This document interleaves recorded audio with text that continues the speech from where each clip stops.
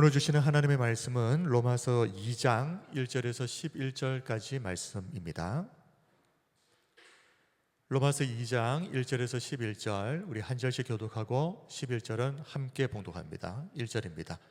그러므로 남을 판단하는 사람아 누구를 막론하고 내가 핑계하지 못할 것은 남을 판단하는 것으로 내가 너를 정죄함이니 판단하는 네가 같은 일을 행함이니라.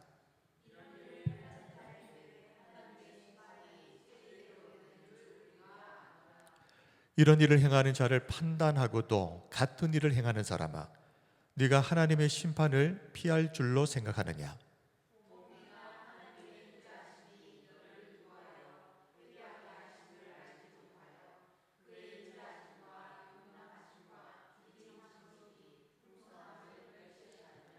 다만 내 고집과 회개하지 아니한 마음을 따라 진노의 날 곧 하나님의 의로우신 심판이 나타나는 그날에 이 말 진노를 내게 쌓는도다.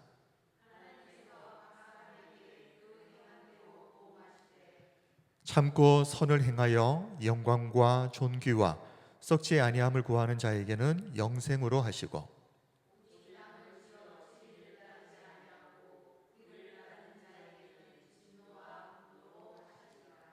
악을 행하는 각 사람의 영에는 환난과 곤고가 있으리니 먼저는 유대인에게요 그리고 헬라인에게며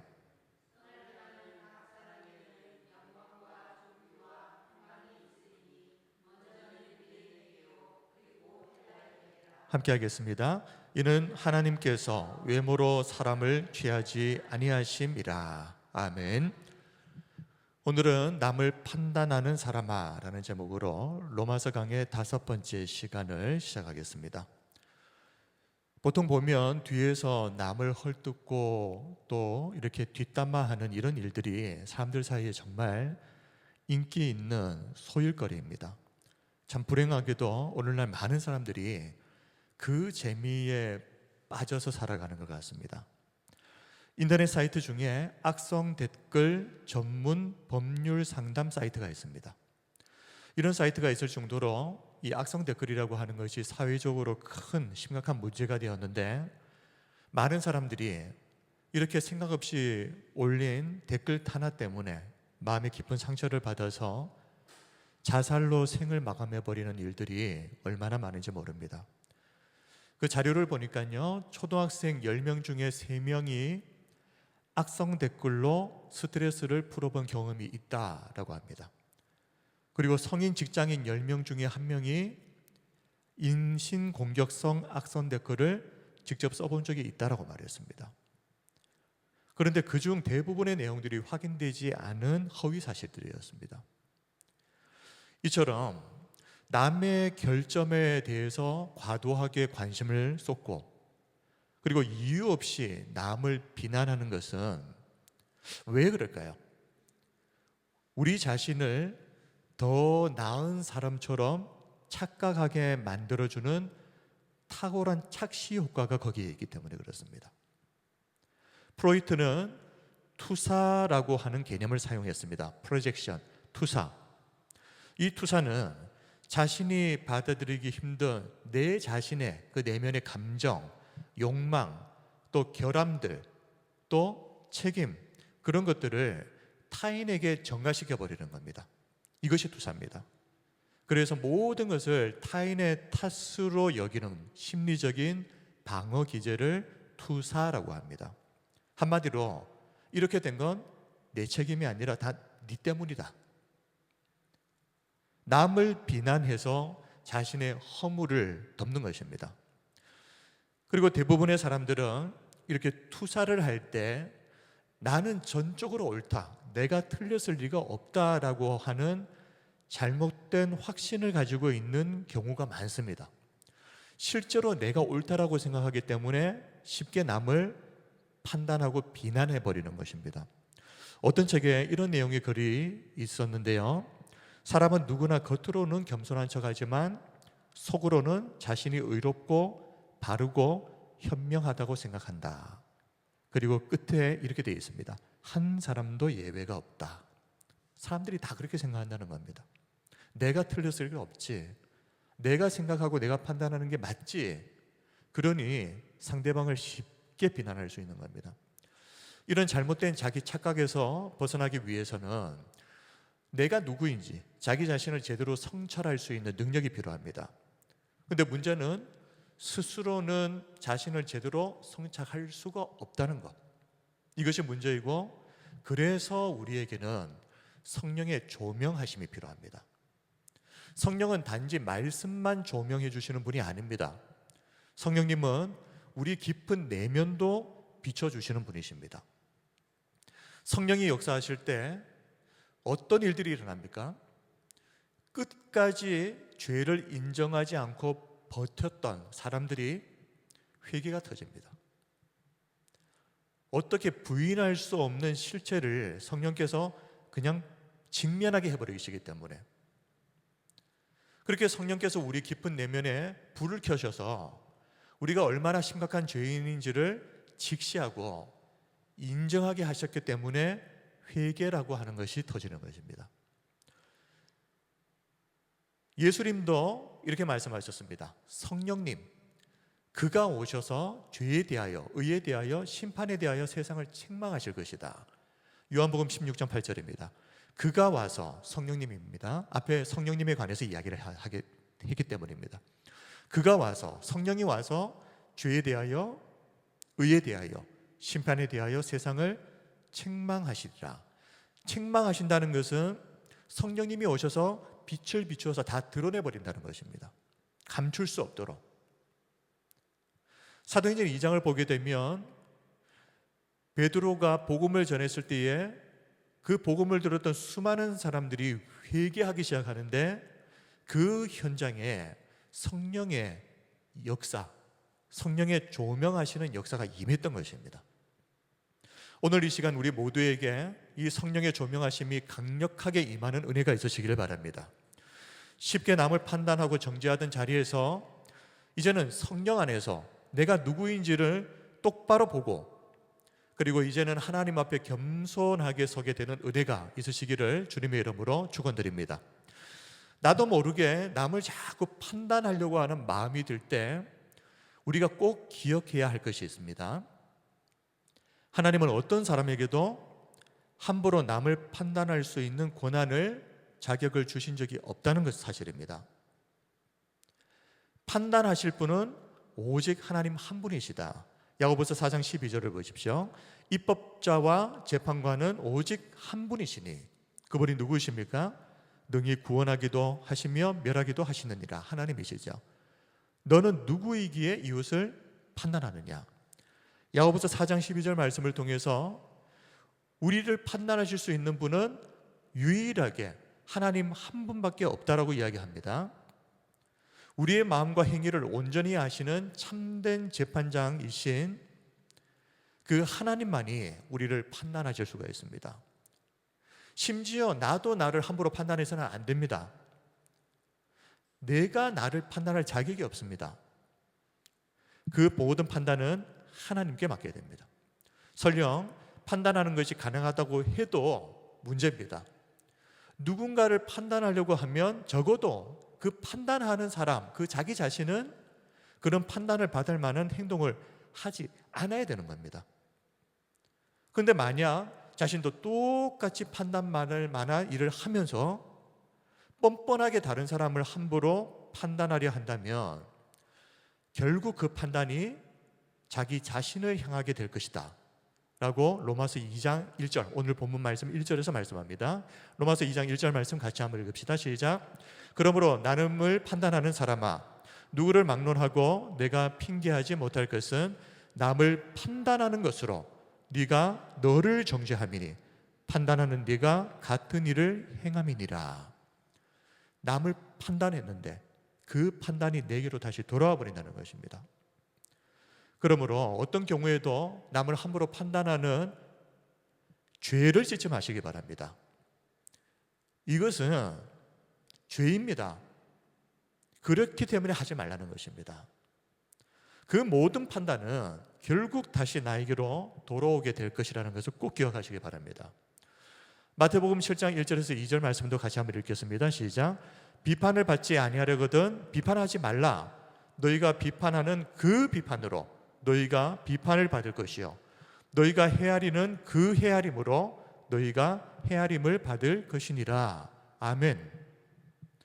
여기서 헤아린다라고 하는 것은 헬라어로 메트레오입니다. 우리가 다른 사람들의 마음을 헤아려 준다 그 말이 아닙니다. 여기서 헤아린다라고 하는 것은 메트레오는 측정하다, 재다, 평가하다 이런 말입니다. 척도, 기준.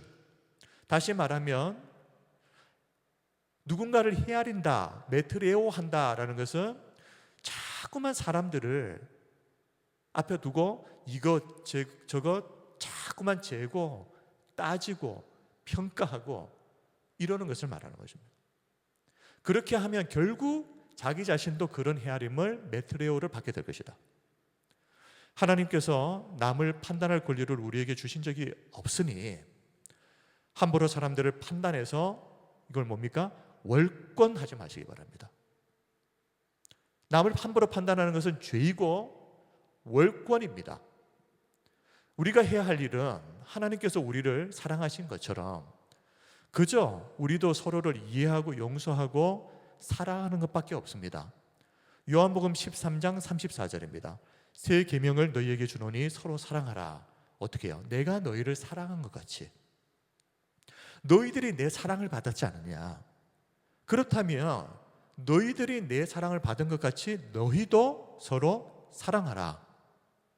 그러므로 우리에게 주어진 것은 남을 판단할 수 있는 권리가 아니라 사랑할 수밖에 없는, 사랑해야만 하는 책임만 주어진 것입니다. 자, 그렇다면 로마서 2장에서 남을 판단하는 사람 이렇게 나오는데요, 이 사람이 구체적으로 누구를 말하는 것인가? 우리가 이제 본문을 정확하게 서기를 해야 되는데 여기서 말하는 남을 판단하는 사람은 유대인들입니다. 로마서 1장에서는 이방인들을 대상으로 말했다. 그렇게 한다면 로마서 2장은 유대인들을 대상으로 한 말씀이라고 볼 수 있습니다. 자, 유대인들은 어떤 생각을 했습니까? 자신들이 하나님의 선택을 받은 민족, 선민이라고 자랑했습니다. 그러면서 이방인들은 어떻게 여겼습니까? 저것들은 지옥의 불쏘시개다. 죽으면 다 지옥에 떨어져야 될 놈들. 그렇게 여기면서 이방인들을 무시하고 멸시하고 죄인으로 정죄했던 사람들이 유대인들입니다. 그런데 오늘 본문에서 바울은 이 유대인들을 향해서 너희들이 과연 이방인들을 그렇게 판단할 자격이 있는가라고 의문을 제기하는 겁니다. 유대인들은 말로는 경건을 외쳤지만 정작 그들의 삶을 보니까 그들이 그렇게 욕을 했지 않습니까? 이방인들을 향해서. 그런데 그들이 경멸하고 욕했던 이방인들의 삶과 이 유대인들의 삶이 조금도 다를 것이 없었기 때문에, 그래서 너희에게 정말 판단할 수 있는 자격이 있는지 의문을 제기하는 겁니다. 한번 생각해 보자는 겁니다. 따져보자는 것이죠. 예수님은 여러 차례 유대인들의 이런 이중성에 대해서 지적을 하셨습니다. 그 중에 하나, 마태복음 23장 27절을 보면 화 있을진저 외식하는 서기관들과 바리새인들이여 회칠한 무덤 같으니, 그랬습니다. 회칠한 무덤 같으니 겉으로는 아름답게 보이나 그 안에는 죽은 사람의 뼈와 모든 더러운 것이 가득하도다. 유대인들은 겉으로 보았을 때는 온갖 고상한 척, 경건한 척을 했지만 그 속을, 그 내면을 들여다보니까 예수님이 보실 때 그 속은 시체가 썩는 냄새가 진동하는 회칠한 무덤과 같았다는 것입니다. 이 사람들이 바로 유대인들이었다. 그런데 그런 유대인들이 이방인들을 향해서 죄인이라고 정죄하고 판단하고 있으니 이것이 얼마나 우스운 일입니까? 로마서 2장 2절을 보면 이런 일을 행하는 자에게 하나님의 심판이 진리대로 되는 줄 우리가 아노라고 했습니다. 이런 일을 행한다. 자, 이런 일은 죄를 말하는 것이죠. 자, 이 죄를 행한다라고 할 때 이 행한다는 헬라어로 프라소입니다. 반복적으로 습관적으로 계속 이 죄를 베풀이하는 것을 말하는 것입니다. 유대인들의 경우에는 이것이 더욱 심각한 문제가 될 수밖에 없는 것이 이방인들은 자연 계시밖에 없습니다. 그러니 하나님에 대해서 알아도 제대로 아는 것이 아니라 어렴풋이 희미하게 대충 합니다. 그러니까 뭘 잘 몰라서 그랬다라고 핑계라도 댈 수 있겠죠. 그런데 유대인들은 어떻습니까? 자신들도 스스로 말하기를 우리는 특별 계신 하나님의 말씀을 가진 민족이다. 그런데 그렇게 자부했던 사람들이기 때문에 더 심각하다는 것입니다. 로마서 3장에서 바울은 유대인들이 이방인보다 왜 나은가? 여기에 대해서 이야기하면서 범사에 많지만 가장 우선적인 것은 그들이 하나님의 말씀을 맡았기 때문이다. 로마서 3장 1절 2절입니다. 그런즉 유대인의 나음이 무엇이며 할례의 유익이 무엇이냐? 범사에 많으니 많습니다. 그런데 우선은 그 중에서 가장 우선은 그들이 하나님의 말씀을 맡았음이니라. 바울이 볼 때 유대인들에게 주어진 가장 큰 영적인 특혜는 하나님의 말씀이 그들에게 주어졌다는 것입니다. 이 외에도 로마서 9장 3절에서 4절을 보면 그들에게는 총 7가지의 영적 특권이 주어졌다라고 말합니다. 말씀을 보겠습니다. 그들은 이스라엘 사람이라 그들에게는 무엇이 있는가 보십시오. 7가지입니다. 양자됨과 영광과 언약들과 율법을 세우신 것과 예배와 약속들이 있고 4절 조상들도 그들의 것이요 육신으로 하면 그리스도가 그들에게서 나셨으니 이 7가지입니다. 그는 만물 위에 계셔서 세세의 찬양을 받으실 하나님이시니라. 아멘. 유대인들이 이렇게 많은 영적인 특혜를 누린 민족이라는 말입니다. 그런데 그럼에도 불구하고 이런 유대인이 어쩌다 한번 잘못해서 실수로 죄를 지은 것이 아니라 프라소 계속해서 반복해서 그것도 의도적으로 악의를 가지고 하나님을 대적해서 죄를 범했다. 그러면 똑같은 죄를 범했다고 할지라도 이방인들보다 그런 영적인 특혜를 누렸던 유대인들이 져야 할 죄의 무게가 훨씬 더 무거운 것입니다. 그럼에도 자신들은 우리들은 선택받은 민족이기 때문에 결코 우리는 심판받을 리가 없다. 심판과는 우리는 무관하다. 그런 뿌리 깊은 선민주의에 빠져 있었거든요. 그런 유대인들을 향해서 바울이 뭐라고 이야기하는가? 로마서 2장 3절입니다. 이런 일을 행하는 자를 판단하고도 같은 일을 행하는 사람아, 내가 하나님의 심판을 피할 줄로 생각하느냐?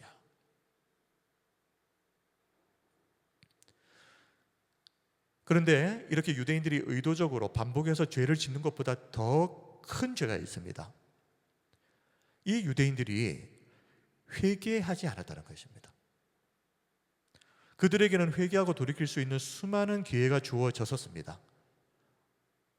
어찌 보면 하나님의 말씀이 주어진 것만큼 유대인들에게 주신 큰 은혜가 회개할 수 있는 은혜, 이보다 더 큰 은혜와 영적인 특권이 또 있겠습니까? 그럼에도 불구하고 유대인들은 그 많은 회개의 기회를 걷어차버렸습니다. 그리고 더 고집스럽게 하나님 앞에서 반항하다가 결국 심판날에 임할 진노를 쌓아버렸다. 그 말씀이 로마서 2장 4절에서 5절 말씀입니다. 혹 네가 하나님의 인자하심이 너를 인도하여 회개하게 하심을 알지 못하여 그의 인자하심과 용납하심과 길이 참으심이 풍성함을 어떻게 해요? 멸시하느냐? 하나님이 오래 참아주셨더니 오히려 유대인들을 멸시했답니다.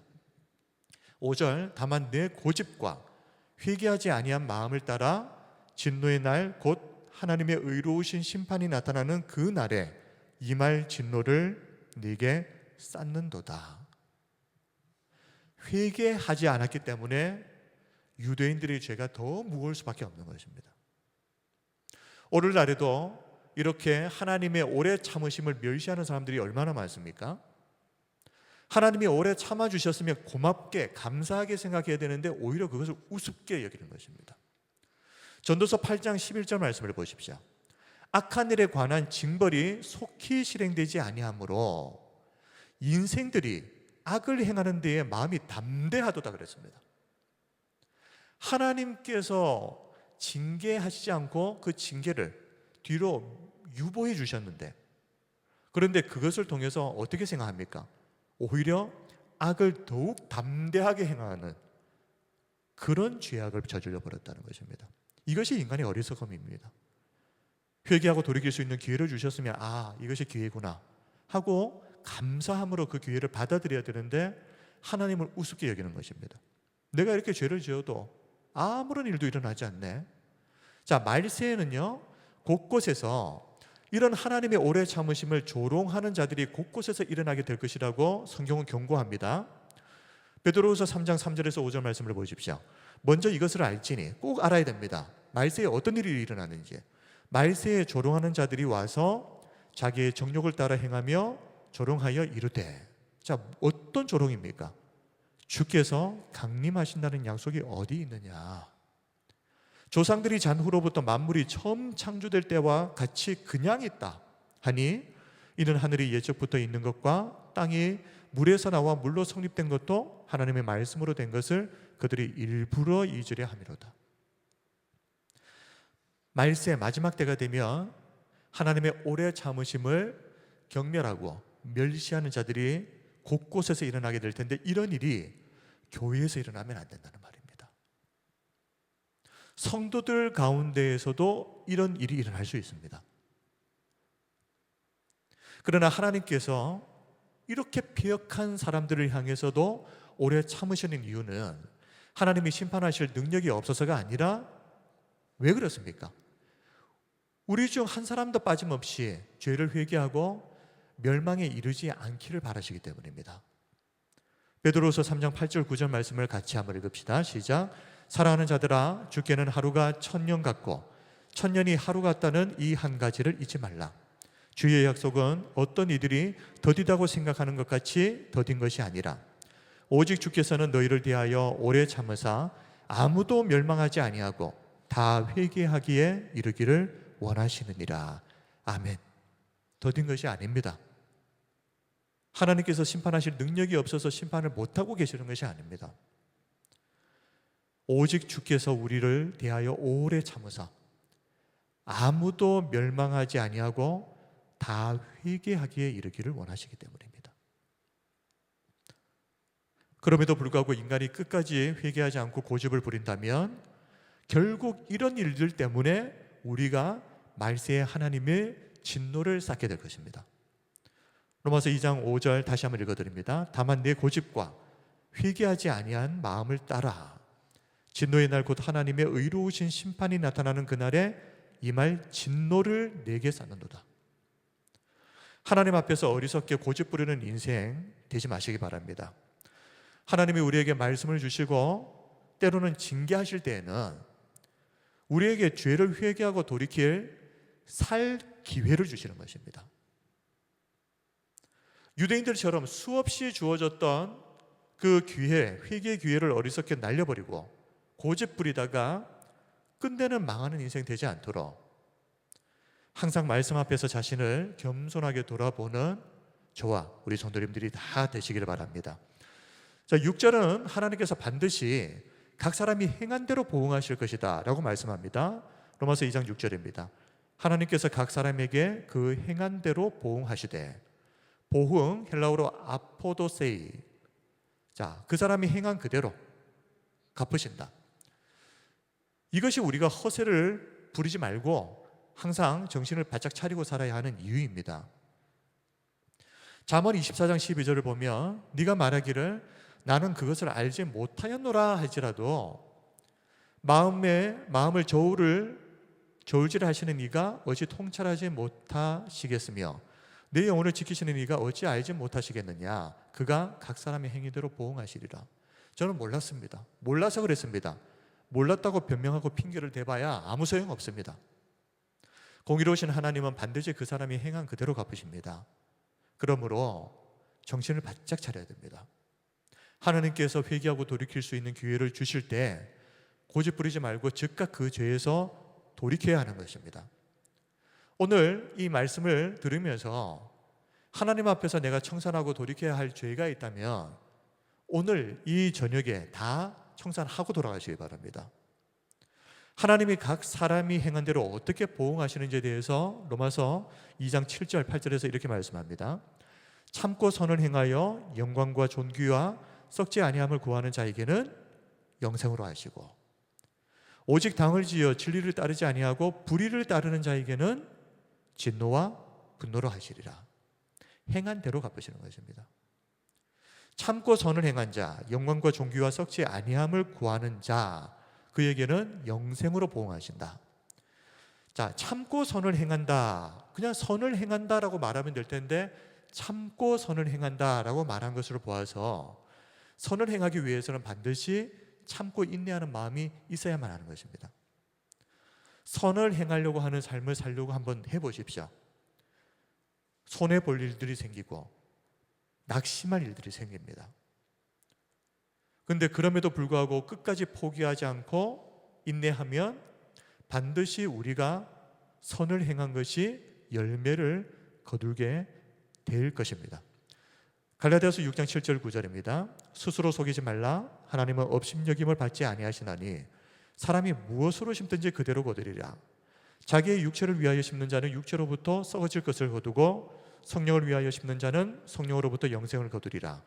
우리가 선을 행하되 낙심하지 말지니. 한번 따라하겠습니다. 우리가 선을 행하되 낙심하지 말지니 포기하지 아니하면 때가 이름에 거두리라. 아멘. 낙심하지 않고 끝까지 선을 행하십시오. 그러면 반드시 보응하시는 하나님께서 선한 것으로 갚아주실 것입니다. 반대로 당을 지어서 진리를 따르지 않고 불의를 따르는 자에게는 어떤 하나님의 보응이 주어지는가? 자, 여기서 당을 짓는다는 것은 이 원어를 보게 되면 이기적인 욕망을 따라서 논쟁하는 것, 이렇게 나옵니다. 자기 이익을 위해서 분열을 조장하고 공동체 안에 파벌을 만드는 자라고 이렇게 번역할 수 있을 것 같습니다. 이런 자들에게는 어떤 하나님의 보응이 주어집니까? 진노와 분노가 될 것입니다. 이처럼 하나님은 사람이 행한 그대로 반드시 보응하시는 정의로우신, 공의로우신 재판장이십니다. 이어서 로마서 2장 9절에서 11절 하나님의 보응에 대해서 한 번 더 언급합니다. 9절부터 11절을 보십시오. 악을 행하는 각 사람의 영에는 환난과 곤고가 있으리니 먼저는 유대인에게요 그리고 헬라인에게며 선을 행하는 각 사람에게는 영광과 존귀와 평강이 있으리니 먼저는 유대인에게요 그리고 헬라인에게라. 이는 하나님께서 외모로 사람을 취하지 아니하심이라. 자, 앞에서 로마서 2장 7절 8절 말씀과 지금 9절 10절 말씀이 서로 비슷한 말씀입니다. 그런데 차이점이 있다면 하나님의 보응에 대해서 이야기하면서 9절 10절에서는 유대인과 이방인을 언급을 합니다. 먼저는 유대인에게요 그리고 헬라인에게며. 자, 이유는 유대인과 이방인 어떤 누구도 하나님의 심판에 예외가 될 수 없다는 것을 한 번 더 짚고 넘어가는 것입니다. 자꾸 유대인들이 우리는 선민이니까 하나님의 심판과 나는 상관이 없다라고 자꾸 생각하기 때문에 사도 바울이 앞에서 하나님의 보응에 대해서 이야기하고 9절 10절에서 다시 한번 이야기하면서 이 심판은 이방인, 유대인 가릴 것 없이 어떤 누구도 비켜나갈 수 없다. 그것을 사도 바울이 강조하고 있습니다. 자, 지금까지 오늘 본문 로마서 2장 1절에서 11절의 내용을 대략적으로 살펴보았습니다. 오늘 본문에서 다루고자 하는 핵심 내용은 그러니 어떻게 하라는 겁니까? 함부로 남을 판단해서는 안 된다는 것입니다. 함부로 남을 판단하지 말라. 바울은 로마서 1장에서 불의로 진리를 막는 즉 자연 계시를 통해서 하나님이 계시다는 것을 알면서도 의도적으로 고의로 죄를 저지르는 이방인들의 죄에 대해서 로마서 1장에서 다루었고요. 로마서 2장에서는 자, 유대인들이 이런 이방인들을 판단하고 정죄한다는 겁니다. 로마서 1장에 나오는 그 이방인들이 행한 그 죄를 로마서 2장에서 유대인들이 정죄하는데 유대인들 또한 하나님의 심판에 있어서 누구도 예외가 될 수 없다. 그리고 그들이 행한 것에 대해서 하나님이 보응하실 것이다. 그것이 오늘 우리가 본 1절에서 11절까지의 내용입니다. 오히려 유대인들은 앞에서도 말씀드린 것처럼 더 책임이 무겁죠. 자연 계시밖에 없는 이방인들에 비해서 특별 계시인 하나님의 말씀을 가진 자로서 그 책임이 더 클 수밖에 없다. 자, 그렇다면 유대인들이 이 사실을 제대로 깨닫게 된다면 어떻게 해야 되겠습니까? 지금 이방인들을 정죄하고 있을 시간이 없습니다. 지금 이방인들을 정죄하기 전에 먼저 자신을 살펴봐야 되는 겁니다. 하나님의 말씀을 가진 자로서 나는 과연 합당하게 살고 있는지를 남들 판단하고 정죄하기 전에 먼저 자기부터 살펴봐야 되는 것입니다. 그런데 이렇게 사도 바울이 말하고 있는 끝없이 이방인들을 판단하고 정죄했던 그 모습이 로마 교회의 성도들 사이에서도 일어났습니다. 바울이 로마서를 기록해야만 했던 몇 가지 이유 가운데 하나가 바로 이 문제 때문이었습니다. 로마서 강의를 시작해서 하면서 밝혔던 것처럼 로마 교회는 당시 교회의 설립자에 속했던 유대인 그리스도인들과 그 뒤에 뒤늦게 로마 교회의 멤버로 합류했던 이방인 그리스도인들 가운데 주도권 다툼 때문에 큰 어려움을 겪고 있었다 말씀드렸습니다. 역사적인 배경에 대해서 한 2번 정도 설명을 드렸지만 좀 기억을 돕기 위해서 간단하게 정리를 다시 해드립니다. 오순절날 성령이 제자들에게 임하시면서 그때 오순절을 지키기 위해서 예루살렘에 방문했던 수많은 외국에서 온 사람들이 베드로가 전한 복음을 듣고 회개하고 그리스도인이 되게 됩니다. 그 가운데의 일부는 로마에서 온 유대인들이었습니다. 자, 이 사람들이 예수님을 믿고 그리스도인이 되어서 로마로 돌아가서 세운 교회가 로마 교회. 그러니 로마 교회를 세운 사람들은 유대인 출신 그리스도인들이었습니다. 근데 뒤에 이방인 그리스도인들이 이들이 전한 복음을 듣고 교회의 구성원으로 합류하게 되죠. 자, 이때까지만 해도 교회의 주도권은 유대인 출신 그리스도인들이 쥐고 있었습니다. 설립자들이니까요. 그런데 클라우디우스 황제 때 유대인 로마 추방령을 내리게 됩니다. 그러면서 로마 교회의 유대인 출신 그리스도인들도 로마에서 추방당하게 되면서 그 빈자리를 이방인 출신 그리스도인들이 대신하게 되면서 시간이 흘러서 자연스럽게 이 교회의 주도권은 이방인 출신 그리스도인들이 차지하게 된 겁니다. 나중에 클라우디우스 황제가 죽었죠. 그래서 다시 로마로 돌아올 수 있게 되었습니다. 근데 유대인 그리스도인들이 돌아와 보니까 벌써 이 교회는 이방인 그리스도인들이 교회의 주도권을 잡고 있는 후였습니다. 그러다 보니 로마 교회는 이 두 세력 간의 서로에 대한 비방 그리고 분열의 문제 때문에 큰 어려움을 겪을 수밖에 없게 되는데, 자, 이방인 그리스도인들은 유대인 출신 그리스도인들을 향해서 저 율법주의자들 하면서 비난하고, 그리고 유대인 출신 그리스도인들은 이방인 출신 그리스도인들을 보면서 저 불경건한 자들이라고 판단하고 정죄하면서 교회가 걷잡을 수 없는 혼란에 빠졌던 것입니다. 그런 로마 교회를 향해서 바울은 유대인이든 이방인이든 다 똑같다는 것입니다. 하나님 앞에서 모든 사람은 하나님 앞에서 똑같은 죄인일 뿐이고, 그러므로 남의 허물을 들춰내기 전에 먼저 지금 남 정죄할 때가 아니다. 먼저 자기 자신부터 돌아보라 하고 명령하고 있는 것입니다. 먼저 자기 자신을 돌아볼 줄 알아야 되는데 참 이상하죠. 우리는 왜 자꾸 쓸데없이 남을 판단하려고 들까요? 또 그걸 왜 그렇게 즐길까요? 또 이것이 바로 인간의 타락한 죄된 본성입니다. 인류의 시조인 아담과 하와를 보시면 그들이 범죄한 후에 자신의 죄를 인정하고 회개했습니까? 아닙니다. 서로에게 책임을 떠넘기기에 바빴습니다. 창세기 3장 11절에서 13절 이르시되 누가 너의 벗었음을 내게 알렸느냐? 내가 네게 먹지 말라 명한 그 나무 열매를 네가 먹었느냐? 하나님께서 물어보시니까 12절 아담이 이르되 하나님이 주셔서 나와 함께 있게 하신 여자 그가 그 나무 열매를 내게 주므로 내가 먹었나이다. 지금 하나님 탓하고 있고 또 하와를 탓하고 있습니다. 13절 여호와 하나님이 여자에게 이르시되 네가 어찌하여 이렇게 하였느냐? 여자가 이르되 뱀이 나를 꿰므로 내가 먹었나이다. 여자는 또 뱀 탓을 합니다. 회개하고 하나님 앞에 그 죄를 돌이켜야 할 그 시간에 아담과 하와는 서로 죄를 떠넘기기에 바빴습니다. 이처럼 죄성을 가진 인간은 자기 자신을 제대로 돌아보질 못합니다. 하나님의 말씀 앞에서 자신을 정확하게 보았다면 지금 남 지적하고 있을 때가 아니잖아요. 근데 왜 남을 지적합니까? 나는 별 문제가 없다고 느끼기 때문에 그렇습니다. 자기 자신을 제대로 못 보는 겁니다. 오히려 남의 허물만 지적하기에 바쁩니다. 내 죄는 못 보는데, 내 속에 있는 들보는 못 보는데 남의 눈 속에 있는 티끌은 잘 보이는 겁니다. 이 문제가 정말 심각한 이유는 이렇게 또 사람을 판단하고 정죄하는 목적이 있습니다. 사람들이 그냥 재미로만 이렇게 하는 게 아닙니다. 사실 그 목적은 결국 자기 자신을 높이기 위해서입니다. 내가 저 사람보다 낫다 이겁니다.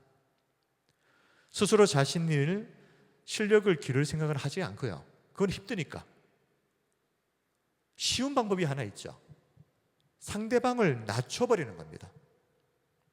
나는 똑같은 자리에 있어도 상대방을 바닥까지 낮춰버리면, 짓밟아버리면 나는 그 사람보다는 위에 있는 사람이 되는 겁니다. 이게 쉽지 않습니까? 내가 노력을 해서 내 가치를 높이는 것보다는. 누가복음 18장을 보면 예수님의 비유 중에 성전을 찾은 바리새인과 세리 비유가 나옵니다. 여기서 바리새인의 경우가 남을 낮춰서 자신을 높이려고 하는 대표적인 케이스입니다.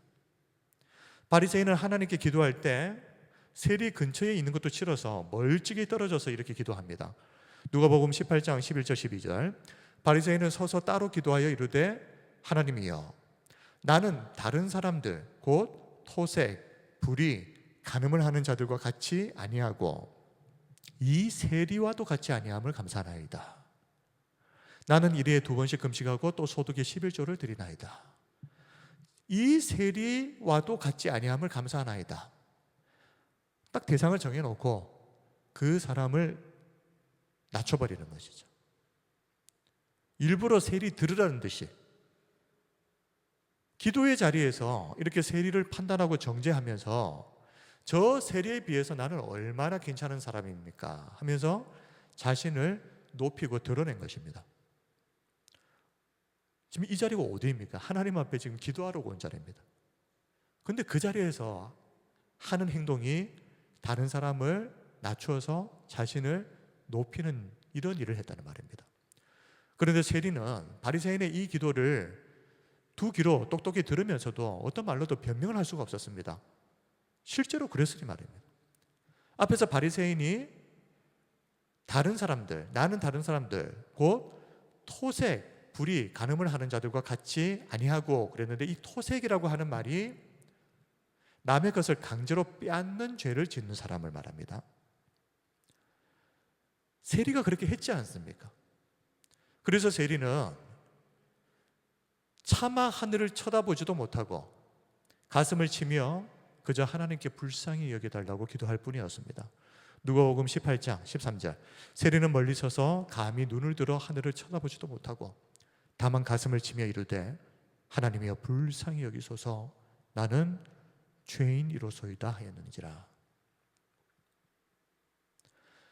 바리새인은 하나님께 기도하는 그 자리를 찾아와서도 자기 자신이 어떤 존재인지를 보지 못하고 돌아갔습니다. 그러나 이 세리는 하나님 앞에서 자신이 얼마나 큰 죄인인지를 정확하게 보고 하나님의 용서와 자비와 긍휼을 구합니다. 자신을 본 사람과 보지 못한 사람의 차이입니다. 내가 어떤 사람인지를 하나님 앞에서 성령의 조명을 통해서 똑바로 보지 못하면 내가 뭐라도 되는 것처럼 착각을 하고 내가 저 사람보다는 나은 사람이라고 착각을 하고 함부로 남을 판단하고 정죄할 것입니다. 그러나 성령님이 우리 마음속에 들어오셔서 우리 속에 있는 모든 것들이 다 그냥 낱낱이 드러나도록 불을 켜버리시면 우리 가운데 어떤 누가 남을 향해서 정죄할 수 있겠습니까? 내가 얼마나 끔찍한 죄인인지를 똑똑히 깨달아 버리면 그런 죄를 깨달은 사람이 어떻게 남을 판단할 수가 있겠습니까? 그러므로 남을 판단하고 계십니까? 그러면 내가 어떤 죄인인지를 아직 못 깨달았기 때문입니다.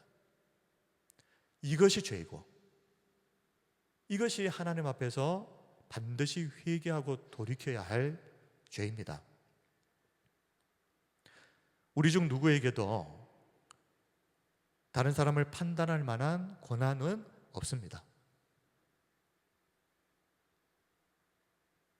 다른 사람을 비판하고 정죄하면서 자신을 높이려고 해봐야 이게 무슨 소용이 있겠습니까?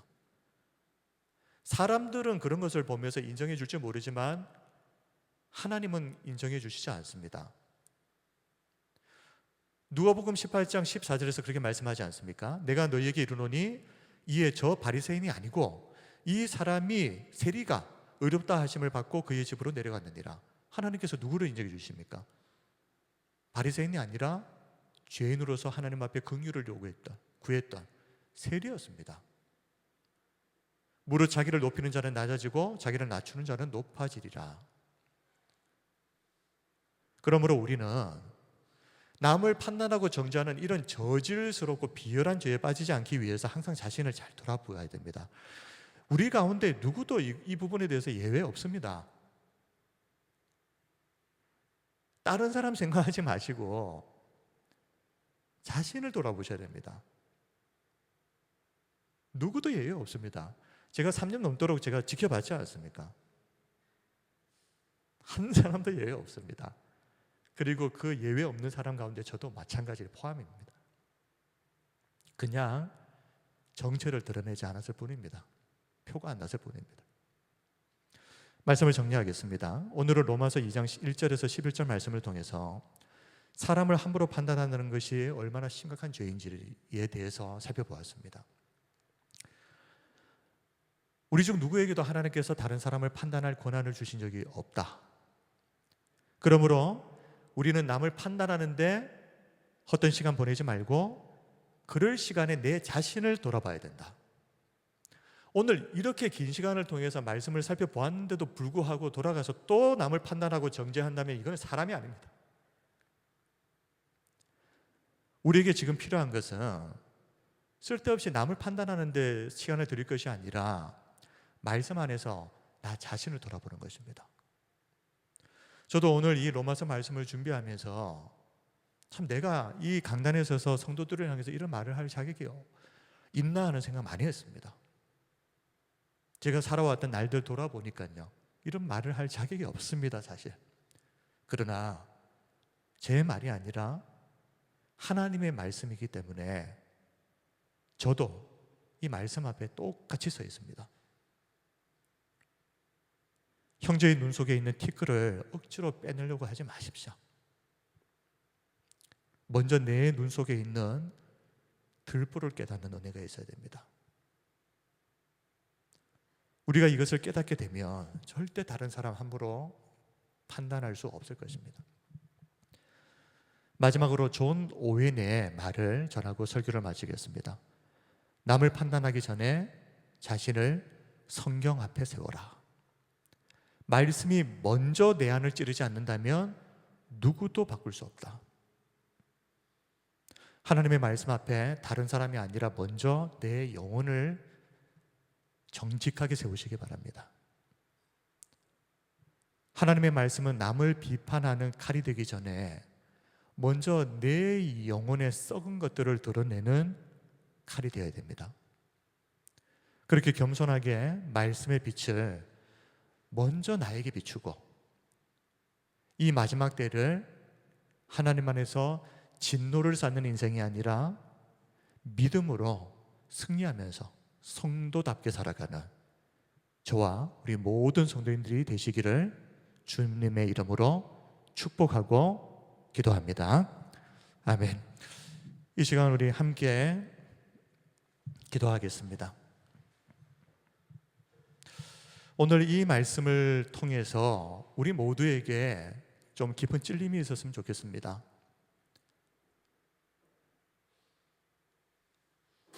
하나님 안에서 남을 판단하고 정죄한다는 것이 정말 이렇게 심각한 죄라고 생각을 하면서 사셨는지 잘 모르겠습니다.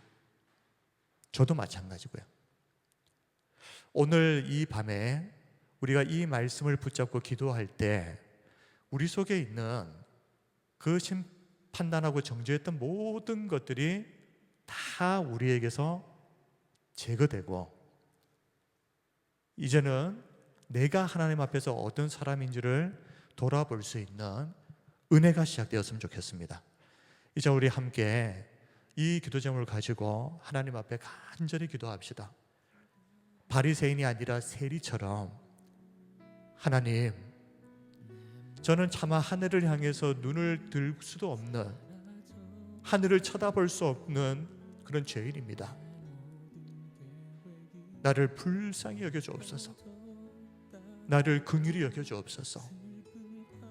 우리에게 이 기도가 회복되기를 원하고, 또 우리 가정을 위해서, 또 우리의 직장과 일터를 통해서 하나님의 복음이 전해지는 생명의 통로 될 수 있도록, 이 교회가 이 땅에 자리 하나 차지하고 있는 교회가 아니라 있어야 하는 이유와 사명이 있는 교회 될 수 있도록, 그리고 우리 한 사람 한 사람을 통하여서 이 땅에 하나님의 영광이 나타나기를, 이 시간 또 여러 가지 기도의 제목 가지고 하나님께 기도하며 나가도록 하겠습니다. 은혜와 사랑이 풍성하신 우리 하나님 아버지, 오늘도 하나님 앞에 나와 기도하는 우리 사랑하는